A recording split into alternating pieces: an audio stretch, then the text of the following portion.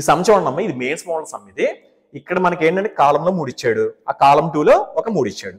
మనం దీన్ని ఏంటంటే మ్యాచింగ్ చేయాలన్నమాట అండి. ఆ మ్యాచింగ్ చేయాలన్నప్పుడు మీరు ఏంటంటే సింపుల్ షార్ట్ కట్ ఏంటంటే కనుక ఫస్ట్ సైన్స్ చూసుకోండి. కానీ ఇక్కడ ప్రాబ్లం ఏంటంటే ప్లస్ ఇంటూ మైనస్ అన్నిటికీ అదే ఉంది, ఇక్కడ కూడా మైనస్ ఉంది కాబట్టి దాని నుంచి మనం ఏం చేయలేం. సెకండ్ షార్ట్ కట్ ఏంటంటే ఇప్పుడు చూడండి 2 into 8 ఉందండి. 2 into 8 ఎంత వస్తుందండి? 6 వస్తుంది. అంటే దాని అర్థం ఏంటంటే మనకి ఇక్కడ 3a అని కన్ఫర్మ్ అయిపోయిందండి. ఆ తర్వాత జస్ట్ ఏంటంటే 0 into 2 ఉంది అనుకోండి, చివరి 0 వస్తుంది. అంటే దాని అర్థం ఏంటంటే 2b అని కన్ఫర్మ్ అయిపోయింది. ఇంకా మనం మూడో చేయట్లేదు కదండి, 1c అని తెలుసుకున్నాం. సో మనకి ఇక్కడ ఏంటంటే చూడండి 1c ఎక్కడెక్కడ ఉందండి? ఇక్కడ ఉంది, ఇక్కడ ఉంది. తర్వాత నెక్స్ట్ ఏంటంటే 2b ఉంది. సో దీని ఆన్సర్ ఏంటంటే b వాల్యూ వస్తుంది. ఒకవేళ మనకి ఎప్పుడైనా ఇలా రాలేదనుకోండి, యూనిట్ డిజిట్ రాకపోతే 2 మల్టిప్లై చేయొచ్చు.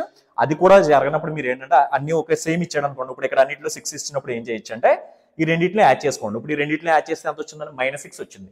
ఈ -6 ఇక్కడ ఎక్కడంటే +6 ఉండాలి. ఎందుకంటే మనం రూట్స్ ఇచ్చినప్పుడు ఏంటంటే రివర్స్ సింబల్స్ రాస్తాం కదండి.